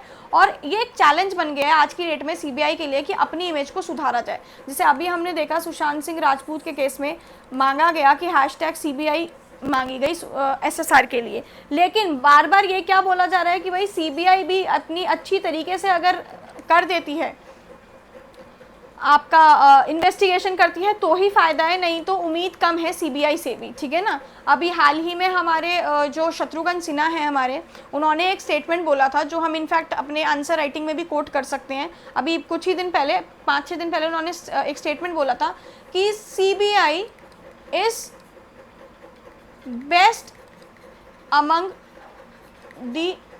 Among all the cows. उन्होंने बोला था कि पूरा मैं बताती हूँ उन्होंने क्या बोला था, CBI is not a Holi cow but best among all the cows, ठीक है ना। यहाँ काउस के रेफरेंस क्या किया जा रहा है, मतलब जो हम जितनी भी हमारी इन्वेस्टिगेटिंग एजेंसीज होती हैं, चाहे पुलिस डिपार्टमेंट ले लूँ मैं, चाहे हमारी सीबीआई ले लूँ, चाहे स्टेट गवर्नमेंट में जितनी भी हमारी एजेंसीज होती हैं, उन सभी के बीच में सीबीआई बेस्ट है उनमें। लेकिन फिर भी क्या है, पूरी तरीके से एक तरीके से होली नहीं है, मतलब पूरी तरीके से एक सेक्रेड नहीं है, उसमें भी क्या है, हर तरीके का इन्वॉल्वमेंट घुसा हुआ है, ठीक है। स्टेट पुलिस में आपका इन्वॉल्वमेंट बहुत ज़्यादा है, स्टेट आपके जो पुलिस है, लेकिन सीबीआई में भी कहीं हद तक काफ़ी ज़्यादा है और बढ़ता जा रहा है हर साल, ठीक है ना। तो एजेंसीज़ को इस चीज़ में क्रिटिसाइज़ किया जाता है, सीबीआई को क्रिटिसाइज़ किया जाता है कि आपने काफ़ी सारे केसेस में मिसमैनेजमेंट और मिस हैंडलिंग की है, और बहुत ही सेंसिटिव केसेस थे आपके, तो आपने ये चीज़, क्रेडिबिलिटी क्या है आपकी, इस चीज़ से भी क्या होती है, डिक्रीज हो जाती है। जैसे ऑब्वियसली हमने बात की भोपाल, अभी भोपाल स्कैंडल, हवाला जैन हवाला, संत सिंह चटवाल केस जो बहुत ही हाईलाइट हुआ था, भोपाल गैस ट्रेजेडी भी जो हमारी हुई थी, उसमें भी क्या हुआ था, सही तरीके से क्या हुआ था, मिस हैंडलिंग हुई थी, हमने ठीक तरीके से क्या किया था, जो हमारे जो प्रूफ्स थे उसका डिस्टॉर्शन हो गया था, ढंग से मतलब इकट्ठे कलेक्शन नहीं कर पाए थे, ठीक है। और 2008 का Noida double murder mystery case भी हमने देखा, आरुषि बड़ा ही फेमस केस रहा है ये भी, ठीक है। तो इसमें भी क्या है, जजमेंट हमारी आज तक भी ढंग से आ नहीं पाई है, कुछ टाइम पीरियड के लिए उनको सज़ा दे दी गई थी, लेकिन बेनिफिट ऑफ डाउट के बिना पे उनको दोनों पेरेंट्स को क्या किया था, एक्विट कर दिया गया था। तो आज की डेट में क्या है, वो एक अनसॉल्व्ड मिस्ट्री है वो भी आपकी। तो कहीं ना कहीं हमने देखा कि सीबीआई की क्या है, क्रेडिबिलिटी क्या है, डिक्रीज हो रही है, ठीक है। अब बात करते हैं अकाउंटेबिलिटी। अकाउंटेबिलिटी मतलब क्या होता है कि आप सीबीआई अकाउंटेबल है, ठीक है। आप सीबीआई से कुछ चीज़ क्वेश्चन पूछ सकते हैं, नहीं पूछ सकते हैं, वो अकाउंटेबल है नहीं। देखिए सीबीआई के ऊपर जो भी बेसिकली कुछ क्वेश्चन हम उठा सकते हैं, वो कौन उठाता है, सिर्फ सीवीसी ही उठाता है, सेंट्रल विजिलेंस कमीशन आपका। लेकिन बेसिकली वो काम क्या कर रहा है, इसके क्वेश्चन हम कोई भी आपकी ऑर्गेनाइजेशन कोई कुछ काम करती है या नहीं करती है, तो उसके लिए हम क्या करते हैं, क्वेश्चन उठाते हैं, किसके थ्रू, आपका आरटीआई के थ्रू, हम आरटीआई लगा लेते हैं। लेकिन आपको जानकर बड़ी हैरानी होगी कि सीबीआई जो है वो आरटीआई के परव्यू से बाहर ही है। क्यों? क्योंकि सीबीआई जो है वो आरटीआई के सेकंड शेड्यूल सेक्शन 24 में आती है, जिसके अकॉर्डिंग क्या है, लिखा जाता है कि कहा जाता है उस एक्ट में आरटीआई के कि कुछ ऐसी ऑर्गेनाइजेशंस हैं सिक्योरिटी के मद्देनज़र रखते हुए, क्योंकि उनका काम क्या होता है, सिक्योरिटी का होता है, इंटेलिजेंस का होता है, ये मद्देनज़र रखते हुए हम उन पे क्या है, आरटीआई नहीं लगा सकते, हम उनकी इन्फॉर्मेशंस को क्या है, पब्लिक नहीं कर सकते। तो उस लिस्ट में क्या है, सीबीआई का नाम भी क्या है, इंक्लूड है। तो इसीलिए सीबीआई क्या है, this act does not apply to CBI, ठीक है। लेकिन अगर मैं बात करूं तो सीबीआई भाई एक ऐसी कोई इन्वायरमेंट है ही नहीं, ऐसी एजेंसी है ही नहीं जो ऐसा डेटा कलेक्ट करती हो जो इंडिया के स्ट्रैटेजी को डिपेंड करता हो, स्ट्रैटेजी से लेना देना हो, जिसका सपोज ऐसे आपके डेटा जो सिक्योरिटी आपकी डेटा हो या इंटेलिजेंस डेटा हो, जिससे आपकी इंटरनेशनली हमें फ़र्क पड़े या टेररिज्म का फ़र्क पड़े, वो डेटा तो इकट्ठा करते नहीं है। सीबीआई का काम क्या है, सिर्फ इन्वेस्टिगेट करने का, ठीक है। तो आप उसको ऐसे जो हम रॉ से कंपेयर कर देते हैं, रॉ से कंपैरिजन में ही हमने क्या है किया है, सीबीआई को इस लिस्ट में डाल दिया है कि आरटीआई नहीं लग सकती, जो एक गलत बात है। तो सबसे पहले तो सीबीआई को आरटीआई के परव्यू से में लाना चाहिए और उन पे आरटीआई लगानी चाहिए। लेकिन फिर वही बात, उसके इतने एक्सेप्शन है ऑलरेडी कि ये नहीं कर सकते, वो नहीं कर सकते, ये बात नहीं कर सकते, कि अगर हम आरटीआई में ले भी आए सीबीआई को तो भी कोई फ़ायदा नहीं है। There are many exceptions which are already protecting its important information, ठीक है। तो आरटीआई बेसिकली क्या है, मैंने सारी बातें आपको आरटीआई से रिलेटेड बता दी थी। अकाउंटेबिलिटी क्या है, हम लैक करते हैं, सीबीआई की अकाउंटेबिलिटी लैक होती है। सिर्फ सीवीसी आपकी सेंट्रल विजिलेंस कमीशन है जो सीबीआई के ऊपर हम कह सकते हैं एक आपकी प्रिविलेंस अथॉरिटी के रूप पे काम करती है। लेकिन आरटीआई के अंडर सीबीआई का ना होना is a very important factor which actually leads to the lack of accountability of CBI, ठीक है गाइज। फिर आगे चलते हैं, एक्यूट शॉर्टेज ऑफ पर्सनल। ये सारी बातें गाइज मैं वो लिख रही हूँ जो हमारी कहाँ लिखी हुई हैं, सीबीआई की वेबसाइट में लिखी हुई हैं। अब वेबसाइट में ऐसे नहीं है, वेबसाइट में कुछ जनरल्स हैं, आप देखेंगे जाके, देयर आर सब जनरल्स, या फिर हमारे कुछ रिसर्च पेपर हैं जो पूर्व हमारे डायरेक्टर, सीबीआई डायरेक्टर ने क्या किए हैं, पब्लिश किए हैं। तो आप उनके पब्लिशिंग ऑप्शन में जाएंगे सीबीआई में, तो आपको बहुत सारे जर्नल्स और उसमें मिल जाएंगे। तो मैंने कम से कम 20-25 जर्नल्स की आपको मिला के ये वो पॉइंट्स लिखे हैं आपके सारे, जो हमारे जो पूर्व सीबीआई डायरेक्टर्स ने लिखे हैं। तो ये जो पॉइंट्स हैं आपके, इन लैंग्वेज को ऐसे ही रहने दीजिएगा, क्योंकि because choice of words also matters, ठीक है। तो ट्राई कीजिए कि हम आंसर्स में इस चीज़ को ऐसे ही फ्रेम कर पाएँ। अब क्या है, एक्यूट। फिर एक और जनरल था, एक और जर्नल आपका था जिसमें हमने देखा कि एक और प्रॉब्लम के साथ बात की गई है, एक और चैलेंज है किसके लिए, सीबीआई के लिए, कि भाई there is a acute shortage of personnel, ठीक है, और शेयर मिसमैनेजमेंट है सीबीआई के वर्कफोर्स में, ठीक है। काफ़ी लोग हैं तो सीबीआई में जो नंबर ऑफ हमारे ऑफिसर्स हैं, एम्प्लॉयज़ हैं, वो ही कम है, और जितने हैं वो क्या है, बेसिकली रिक्रूटमेंट पॉलिसी की वजह से इनएफिशिएंटली काम करते हैं और आपका बायस्ड है, ठीक है ना, बायस्ड हैं आपके, ठीक है। तो ये बात की कही गई सीबीआई के जो आपकी वर्कफोर्स है उसको लेके, कि फेवर्ड ऑफिसर को ट्राई करता है कि सीबीआई में फेवर्ड ऑफिसर को लाया जाए, ताकि आपकी ऑर्गेनाइजेशन में वो चीज़ें हो सकें जो आपकी गवर्नमेंट क्या है चाहती है। तो कहीं ना कहीं जो हमारा लोकपाल एक्ट 2014 आया है वो देखा जाए तो एक नेगेटिव एस्पेक्ट ही है हमारे सीबीआई को लेके, ठीक है। तो बात करते हैं आगे, रिस्ट्रिक्टेड एक्सेस कैसे है।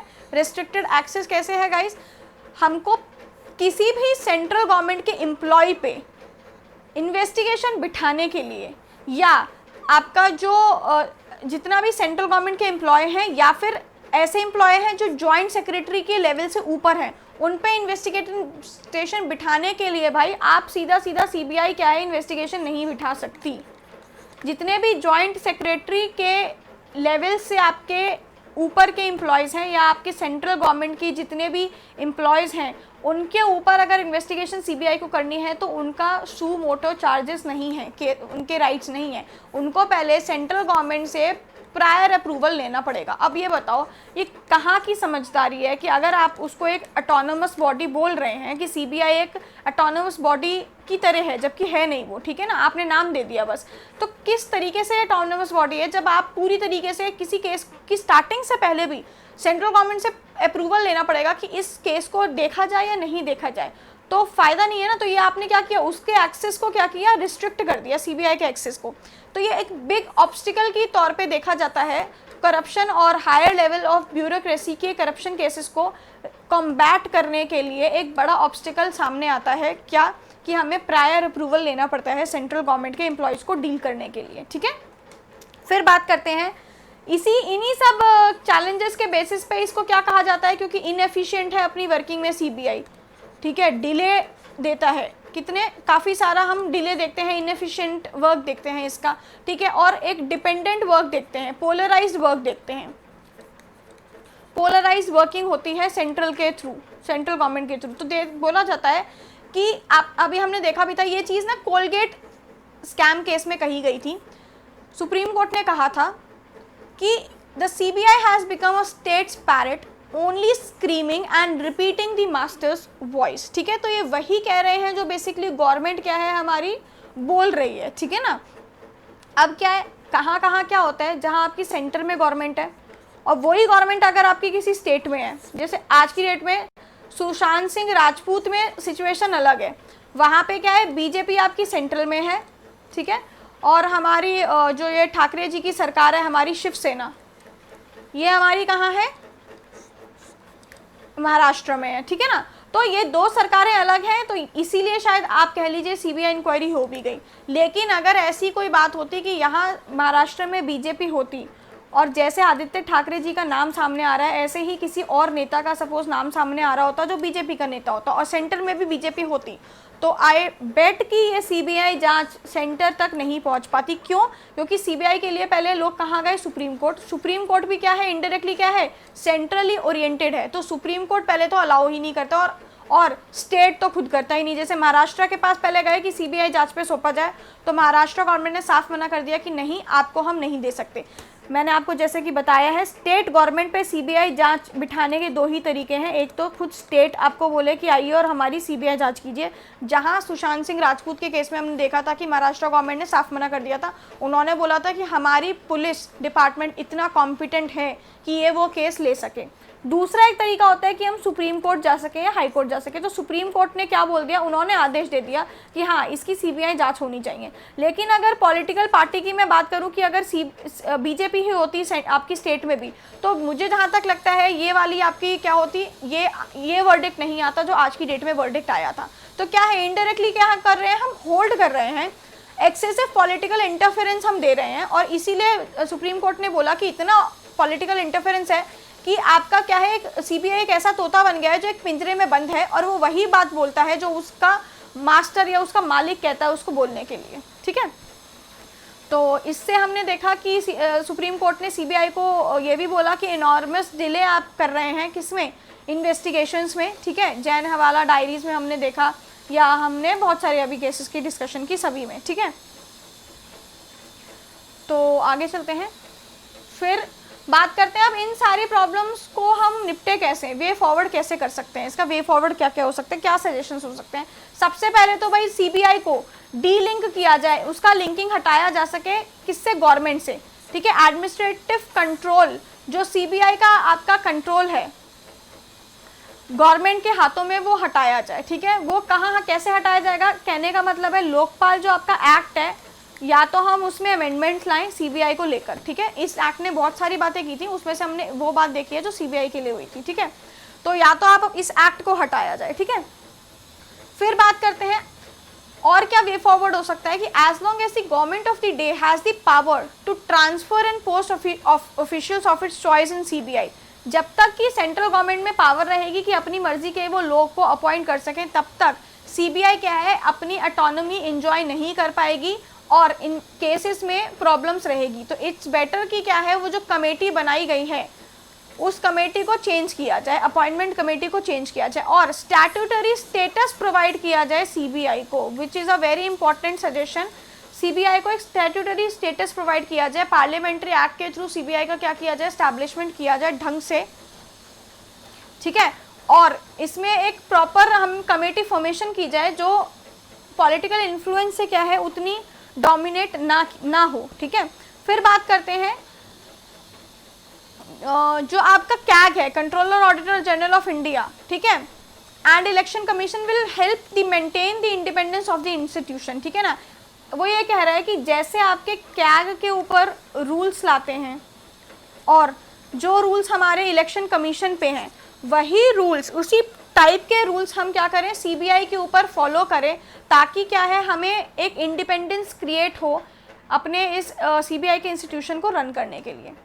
फिर एक और बात क्या कही गई थी, एक पार्लियामेंट्री आपकी स्टैंडिंग कमेटी की रिपोर्ट थी, 24th रिपोर्ट, डिपार्टमेंटल रिपोर्ट थी, जो क्या कहता है, उसने क्या कहा था, कुछ रिकमेंडेशंस दी थी ताकि हम क्या कर सकते हैं सीबीआई की वर्किंग्स को इम्प्रूव कर सकते हैं। जिससे क्या क्या थी कि एक तो ह्यूमन रिसोर्सेस जो हैं उनको स्ट्रेंथ किया जाए, मतलब आपके जो नंबर ऑफ़ एम्प्लॉयज़ हैं एक तो उनकी स्ट्रेंथ इंक्रीज़ की जाए, इन्वेस्टमेंट फैसिलिटीज़ और दी जाए ताकि इंफ्रास्ट्रक्चर आपके जो है वो इम्प्रूव हो सके। फिर फाइनेंशियल रिसोर्सेज प्रोवाइड की जाए और एडमिनिस्ट्रेटिव एम्पावरमेंट अकाउंटेबिलिटी के साथ दी जाए, ठीक है ना। आप मतलब बेसिकली आरटीआई का फ्रेमवर्क में इसको लेके आए, ठीक है। इनडायरेक्टली क्या कहना चाहते हैं, अकाउंटेबिलिटी से आरटीआई के फ्रेमवर्क में लेके आए। और एडमिनिस्ट्रेटिव एम्पावरमेंट को इम्प्रूव करने का क्या मतलब है कि आपके जो उनके एडमिनिस्ट्रेटिव कंट्रोल होते हैं जो सेंट्रल गवर्नमेंट के हाथ में है इनडायरेक्टली, उस कमेटी को, अपॉइंटमेंट कमेटी को चेंज किया जाए और सीबीआई की ऑटोनोमिसिटी उसको डिक्लेयर की जाए। फिर give more powers to the CBI, किससे रिलेटेड, जितने भी हमारे 7 शेड्यूल में हमारी 3 लिस्ट है, यूनियन, स्टेट और कॉन्फ्रेंस लिस्ट है, उनके सब्जेक्ट के ऊपर सीबीआई को क्या किया जाए और थोड़ी पावर्स दी जाए। मतलब स्टेट गवर्नमेंट में अगर आपको केसेस करने जाना है तो ज़रूरी नहीं है कि आपको स्टेट गवर्नमेंट की परमिशन ली जाए, ऐसा कुछ प्रोविज़न निकाला जाए, ठीक है, कि सीबीआई की क्या है एक सेंट्रल होने के बाद भी उसको फेडरली उसका क्या चले, फंक्शनल चले, उसका फंक्शन चले, ठीक है। फिर एक separate enactment under central board of intelligence and investigation act and replace DSP act, जो हमने डीएसपी एक्ट को बाद में क्या किया, रिप्लेस भी किया, ठीक है। आगे चलते हैं, ये सारी रिकमेंडेशंस थी जो हम अपने आंसर को में कोट कर सकते हैं। पार्लियामेंट्री स्टैंडिंग कमेटी की रिकमेंडेशन थी एक आपकी 24th रिपोर्ट की, ठीक है। फिर कुछ क्वेश्चंस की बात करते हैं गाइस। ये कुछ क्वेश्चंस हैं हमारे जो आप सीबीआई की जब वेबसाइट में जाएंगे तो आपको FAQ क्वेश्चन, आपकी जो आपका वो होगा टैब होगा, ठीक है ना, फ्रीक्वेंटली आस्क्ड क्वेश्चंस, उस टैब में आपको बहुत सारे क्वेश्चंस मिल जाएंगे, बहुत सारे हैं, मोर देन आई गेस 100 है। उसमें से मैंने आपके लिए कुछ क्वेश्चन सेलेक्ट किए हैं जो हमारे यूपीएससी या हमारे बेसिकली किसी भी स्टेट पीसीएस एग्ज़ाम के लिए क्वेश्चंस पूछ सकते हैं, या अलग अलग तरीके से, या इन आंसर्स की हम लाइंस को कोट कर सकते हैं। तो ये क्या है, आपको ऑथेंटिक डेटा है जो सीबीआई की वेबसाइट पे ही क्या है गिवन है। तो इन चीज़ों को हम देख सकते हैं। क्वेश्चन देखते हैं पहले, can CBI take over the investigation of a criminal case registered by state police. जैसे अभी हमने देखा सुशांत सिंह राजपूत के केस में स्टेट पुलिस ने केस रजिस्टर किया, तो उसको क्या सीबीआई क्या है टेक ओवर कर सकती है? जी बिल्कुल कर सकती है। 2 कंडीशन से मैंने आपको बताया था, एक अगर कंसर्न स्टेट परमिशन दे दे तो, या परमिशन या आपको सेंट्रल गवर्नमेंट को क्या करे, रिक्वेस्ट करे, ठीक है ना। दूसरा, स्टेट गवर्नमेंट क्या करे, वही कंसेंट से मैंने बताया। और सुप्रीम कोर्ट या हाई कोर्ट क्या करे, आपकी सीबीआई के लिए बोल दे कि सीबीआई जांच अब होगी, सुप्रीम कोर्ट और हाई कोर्ट डिसाइड करेगा। इसके अंदर स्टेट का कंसेंट की भी कोई नीड नहीं है। तो 3 तरीके से है, पहले स्टेट गवर्नमेंट सेंटर को रिक्वेस्ट करे कि ये हमारा केस जो है वो सीबीआई को दे दिया जाए। दूसरा, खुद स्टेट गवर्नमेंट क्या करे, नोटिफिकेशन इशू कर दे कि वो डीएसपी एक्ट के थ्रू, जिसका सेक्शन 6 है हमारा, वो कहता है कि स्टेट गवर्नमेंट में राइट है, पावर है कि अपने खुद ही कंसेंट दे दे और क्या करे, सीबीआई को केस रेफर कर दे। तीसरा क्या कहता है, अगर स्टेट गवर्नमेंट नहीं करती है तो सुप्रीम कोर्ट डायरेक्ट करे कि स्टेट गवर्नमेंट की बिना कंसेंट से आप ये केस सीबीआई को हम दे सकते हैं, ऐसा सुप्रीम कोर्ट या हाई कोर्ट का क्या होता है, पावर होती है। तो बिल्कुल स्टेट गवर्नमेंट की जितने भी हमारे क्रिमिनल केसेस हैं वो सीबीआई को टेक ओवर किए जा सकते हैं। अगले क्वेश्चन पे मैं अगर बात करूं तो who exercise supervision over CBI, ठीक है, वही है सीवीसी करती है, किस एक्ट के थ्रू करती है, प्रिवेंशन ऑफ करप्शन एक्ट 1988, ठीक है। प्रिवेंशन ऑफ करप्शन एक्ट 1988 कहता है कि आपके ऊपर जितना भी सुपरविजन करेगा वो कौन होगा, सीवीसी होगा, सेंट्रल विजिलेंस कमीशन होगा, ठीक है ना।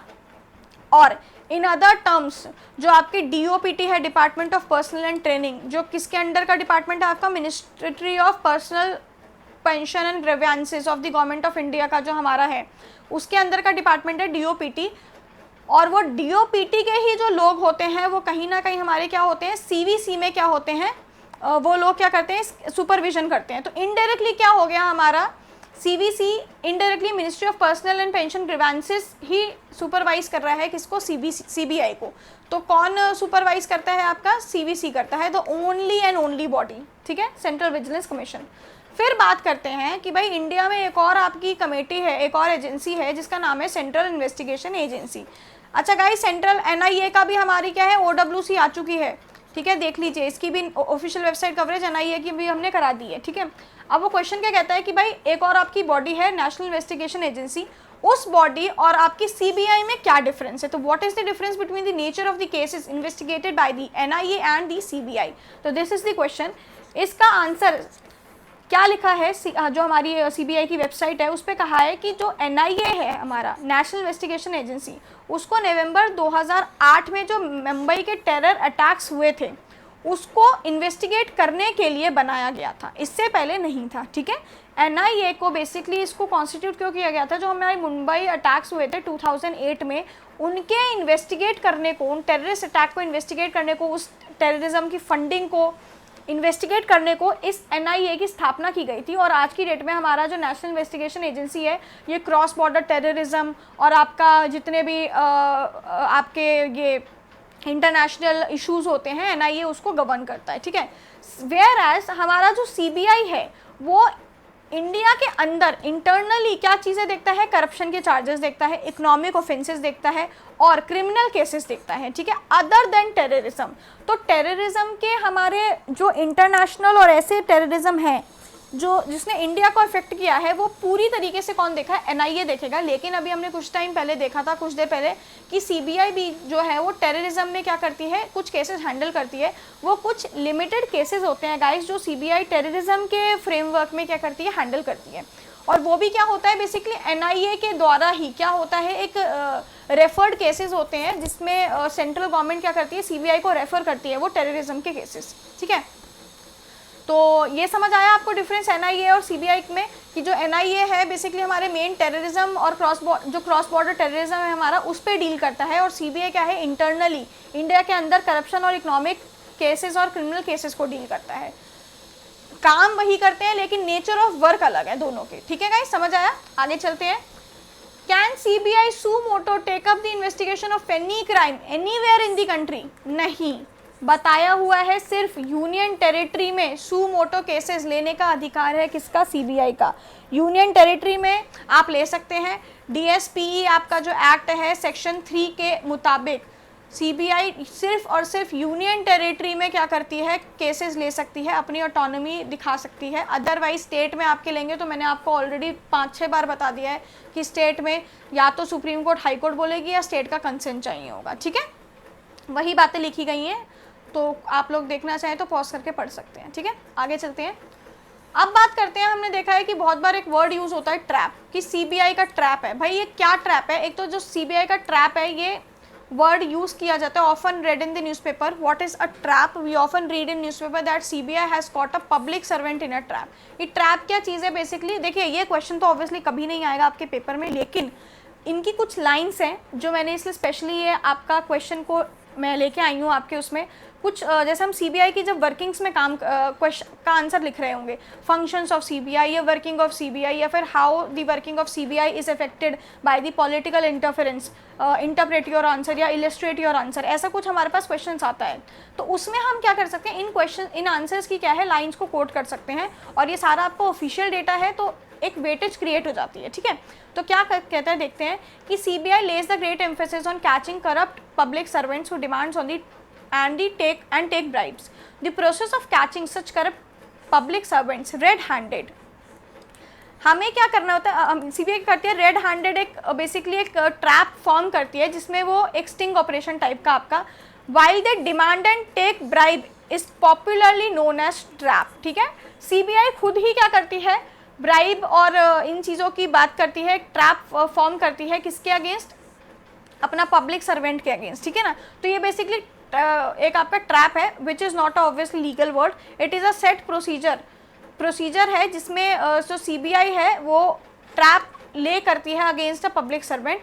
The evidence collected during the process of the trap is placed before the court along with the charge sheet and is quite important in securing the conviction of the public servant. ठीक है, तो ये कहीं हम अपना coat कर सकते हैं, सिंपल है, समझ गए होंगे सभी लोग। आगे चलते हैं, अगला क्वेश्चन है हमारा, what should be an honest public servant do when he is offered bribe by a person? अब देखो हम ये कहाँ होगा, ये आ गए हम एथिक्स में, आपका जीएस पेपर 4। देखो अब क्या है गाइस, देखो हमको क्या करना है, हमें अपना यूपीएससी निकालना है और हमें क्या करना है, हर जगह से जहाँ जहाँ हम लिंक कर सकते हैं लिंकेजेस क्रिएट करने हैं। अब हम बात कर रहे थे अभी सीबीआई की और इधर से हमें मिल गया क्या, एक एथिक्स का, अपना एथिक्स एंड इंटीग्रिटी का एक पोटेंशियल क्वेश्चन, या हम आंसर फ्रेमिंग में इसको यूज़ कर सकते हैं। तो बेसिकली जीएस 4 के पर्सपेक्टिव से देखते हैं अगर हम, तो क्या कहता है question, what should be an honest public servant do, या अगर ऐसे क्वेश्चंस आते हैं कि suppose you are a honest public servant या you are a public servant and you have been offered a bribe by a person, then what will you do. तो इसका answer क्या है गाइस, वॉलेंट्री गिविंग। देखिए चाहे आप लो या दो या ऑफर करो, वो भी क्या है, पनिशेबल ऑफेंस है। तो वॉलेंट्री गिविंग और offering a bribe is a punishable offence under section 12 of prevention of corruption act 1988, जिसके थ्रू हमारा क्या सीवीसीबी क्या करती है, गवर्न करती है। तो प्रिवेंशन ऑफ करप्शन एक्ट 1988 के थ्रू सेक्शन 12 कहता है कि ब्राइब देना भी, अगर अपनी मर्जी से भी आप ब्राइब दे रहे हो, रिश्वत दे रहे हो, वो भी क्या है, एक पनिशेबल ऑफेंस है। And in such a case a honest public servant, जो आपसे डिमांड की जा रही है यूपीएससी में कि आप एक ऑनेस्ट पब्लिक सर्वेंट बनेंगे, तो in such a case honest public servant should inform the CBI as soon as such an offer is made by a person. In fact, such a bribe giver can also be caught red-handed by laying a trap, फिर trap बिछा लेंगे, ठीक है ना, on the complaint of the honest public servant। तो आपके पास क्या है, एक अपॉर्चुनिटी है कि आप जो ये एक बेसिकली चैनल है उस चीज़ को ब्रेक कर सकते हैं। कैसे ब्रेक कर सकते हैं, सीबीआई के पास इन्फॉर्म कर सकते हैं कि आपको क्या है, ब्राइब ऑफर हो रही है, और एक आप ट्रैप ले कर सकते हैं जिससे हम उस पब्लिक, उस बेसिकली उस जो वो एक कैंडिडेट है जो आपको ब्राइब ऑफर कर रहा है, उनको रेड हैंडेड पकड़ भी सकते हैं। ठीक है, तो honest public servant shall therefore take steps to get such persons punished rather than ignoring और जस्ट रिप्रिमेंडिंग देम। ठीक है, this will deter the unscrupulous elements from giving bribe. ठीक है ना, तो ये सारी बातें हैं जो हम लिख सकते हैं अपने आंसर्स में। एथिक्स का क्वेश्चन ये बन सकता है। तो आई होप गाइज ये भी आपको समझ आया होगा। फिर अगले क्वेश्चन पे चलते हैं, is there an internal vigilance setup in the CBI, मतलब सीबीआई के अंदर सीबीआई की वर्किंग्स को भी क्या कोई विजिलेंट उसका विजिलेंस करता है, समझ रहे हो। एक तो सीबीआई बाकी सारे केसेस की करती है जितने भी होते हैं, क्या सीबीआई के अंदर की वर्किंग्स पे भी कोई क्या करता है, विजिलेंस रखता है। हाँ जी बिल्कुल रखता है, उसका एक अलग से क्या है, हमने डिपार्टमेंट बनाया हुआ है and CBI has a very strong internal vigilance set. ठीक है, जो खुद के अंदर के जो लोग हैं उसके भी वर्किंग्स को क्या करता है, कंडक्ट करता है। In CBI there is a zero tolerance policy about the issues of integrity of its personal and this can be gauged from the fact that Bureau does not hesitate in registering criminal cases against its own personnel when they are instance of the corruption by them। हमने काफ़ी बार देखा है कि CBI के officers पे ही क्या हो जाता है, करप्शन केसेस फ्रेम हो जाते हैं। तो इससे हम पता लगा सकते हैं कि सीबीआई के अंदर क्या है, एक बहुत ही strong internal vigilance committee setup की गई है। और जो हमने देखा भी कि सीबीआई ने क्या किया, राकेश अस्थाना के खिलाफ क्या कर दिया था, एफआईआर फाइल कर दी थी 6 केसेस में अभी। तो वो क्या है, एक आपका स्ट्रॉन्ग इंटरनल विजिलेंस सेटअप है, ठीक है ना। तो बिल्कुल है, एक आप CBI works as a Interpol of India तो काम करता ही है, लेकिन सीबीआई के अंदर भी क्या होता है, इंटरनल विजिलेंस सेटअप एक क्रिएटेड है। फिर बात करते हैं what is the conviction rate in criminal cases prosecuted by the CBI. Guys बहुत मतलब काफ़ी अच्छा है, 65 to 70% है, लेकिन though it is not up to 80 और 90%। और लेकिन क्या है, बेस्ट है, it is regarded as the best investigation agencies in the world, ठीक है ना, कंपेयर किया जा सकता है। और काफ़ी, क्योंकि 100% तो ऑब्वियसली कोई किसी का भी नहीं हो सकता, तभी बोला जाता है, तभी शत्रुघ्न सिन्हा जी ने क्या बोला कि it is not a Holi cow, it is not a Holi cow but the best cow among all, ठीक है। तो ये हम इसके साथ भी कोट कर सकते हैं, जब हम कन्विक्शन रेट के ऊपर लिखेंगे तो ये लाइन हम कोट कर सकते हैं कि conviction rate is as high as 65 to 70% and which can be comparable to the best investigation agencies in the world, ठीक है गाइस। तो चलते हैं अपने नेक्स्ट क्वेश्चन की तरफ। और क्या क्वेश्चन कहता है कि does CBI perform any other important function other than investigation of crime. भाई ये तो देख ही लिया हमने, yes CBI has been notified at the Interpol of India. मैंने 2-3 बार बता दिया कि भारत के इंटरपोल कहा जाता है किसको, सीबीआई को। इंटरपोल आपका क्या है, बेसिकली एक इंटरनेशनल गवर्नमेंट एजेंसी है, ठीक है। मैं यही डिस्कस करती हूँ, ठीक है। देखिए इंटरपोल की बात करते हैं। ग्लोबलाइजेशन के टाइम पीरियड में इंटरनेशनल पुलिस क्रिमिनल ऑर्गेनाइजेशन, ठीक है, या जिसको हम कहते हैं इंटरपोल, ये एक इंटरनेशनल गवर्नमेंट ऑर्गेनाइजेशन है, ठीक है, जो बेसिकली किस लिए बनाई गई थी, हमने क्राइम्स को सेटल करने के लिए अक्रॉस द नेशनल बाउंड्रीज, ठीक है ना। तो सीबीआई क्या है, इंडिया का ही इंटरपोल कहा जाता है, ठीक है।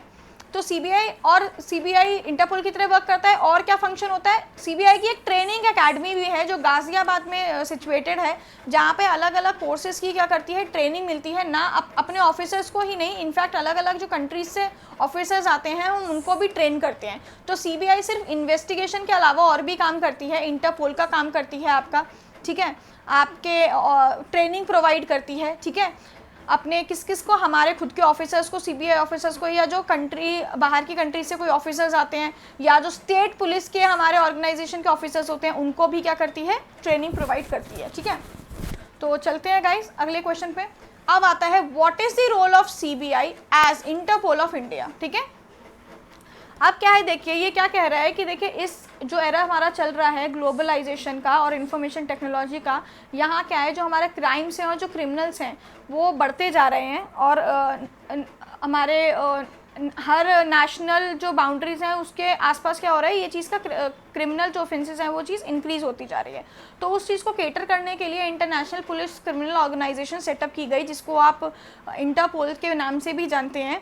ये क्या करता है, it is an important institution for strengthening the corporation amongst law enforcement agencies of various countries, ठीक है।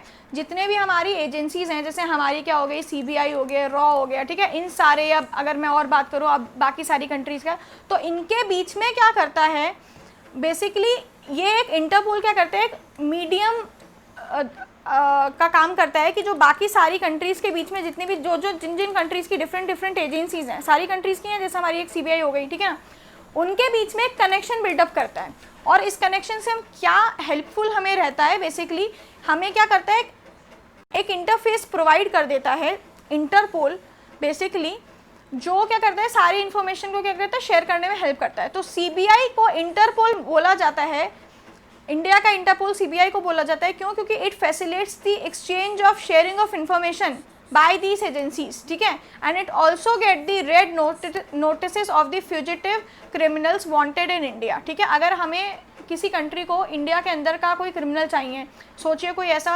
क्रिमिनल हो जो किसी और कंट्री में कोई क्राइम करके आया और वो इंडिया का है और इंडिया में आके वापस आ गया है, तो बाकी सारी वो कंट्री क्या होती है, इंडिया को अप्रोच करती है। जैसे कि हमने एक टाइम पे इंग्लैंड को अप्रोच किया था, जब हमारा अभी ये उनका केस चल रहा था, आपका ये जो PNB का आपका ये स्कैम हुआ था, ये विजय माल्या जी का, तो उनका केस चल रहा था। तो हमने क्या किया था, ब्रिटिश गवर्नमेंट और इंग्लैंड गवर्नमेंट को क्या किया था, अप्रोच किया था कि, और फिर जहाँ जहाँ जिन जिन कंट्रीज़ में वो गए थे हमने अप्रोच किया था कि भाई हमको उनसे बात कराइए या अप्रोच किया था। तो सिमिलरली क्या है, बाकी कंट्रीज़ भी क्या है, CBI के थ्रू अप्रोच कर सकते हैं इंडियन गवर्नमेंट को भी, एंड सेम वाइस वर्सा हम भी कर सकते हैं, ठीक है। तो CBI plays a important role in negotiation में भी इम्पॉर्टेंट रोल प्ले करता है आपका MLATs में, which is mutual legal assistant treaties, ठीक है, और एक्स्ट्राडिशन ट्रीटीज़ जो इंडिया और दूसरी कंट्रीज़ के बीच में होती है, ठीक है, जो हम लीगल असिस्टेंट प्रोवाइड करते हैं एक कंट्री दूसरी कंट्री को। तो CBI इंडिया की तरफ से वो एक रोल प्ले करता है कि उस चीज़ में नेगोशिएट कर सके और डील्स को फाइनलाइज करा सके, ठीक है। फिर CBI also facilitates the execution of the letter of request for the investigation in India and outside India, ठीक है। वही बात है, जो इन्वेस्टिगेशन को हम CBI क्या करती है, एक बाकी सारी कंट्रीज़ में क्या करती है, एक रोल प्ले करती है इंटरपोल की तरह। क्या करती है कि आपको जो इन्वेस्टिगेशन है वो आउटसाइड दी कंट्री क्या करवाई जाती है, प्रोवाइड की जाती है, फैसिलिटेट करवाई जाती है। तो these are the some of the roles which is played by the CBI as the Interpol of India, ठीक है गाइस। आई होप समझ आया होगा आपको। तो ये सारे कुछ आपके इंपॉर्टेंट क्वेश्चंस थे जो हमारे एग्जाम ओरिएंटेड हमारे इंपॉर्टेंट है, जिसके शायद ऐसे क्वेश्चंस ना आए आपके, लेकिन आप इन आंसर्स की लाइंस को हम कहीं पर भी क्या कर सकते हैं, यूज़ कर सकते हैं अकॉर्डिंग टू दी आपका क्या क्या क्वेश्चन डिमांड करता है, ठीक है। तो काफ़ी सारी मैंने इसमें बातें बताई हैं, कुछ वन लाइनर्स हैं जो आप नोट डाउन कर सकते हैं। और अगर आपको गाइस इसके नोट्स चाहिए तो आपको अलग से क्या है, OWC हमारी क्लासेस को ज्वाइन करना पड़ेगा, विच इज़ 1500, जिसमें हम 200 से ज़्यादा ऑफिशियल वेबसाइट्स कवर कराएंगे, जो आपकी UPSC प्रीलिम्स और मेंस और इंटरव्यू तीनों ही स्टेजेस के लिए बहुत ही ज़्यादा हेल्पफुल है, ठीक है। तो बात करते हैं, आगे चलते हैं और नेक्स्ट क्लास में मिलते हैं, ठीक है गाइस। ध्यान रखिए अपना, और आई होप आप लोगों को क्लास पसंद आई होगी। कमेंट सेक्शन में कोई भी डाउट होगा तो प्लीज़ बताइएगा।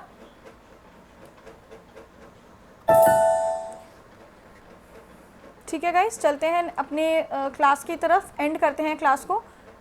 Good day guys, take care and have a nice day, bye.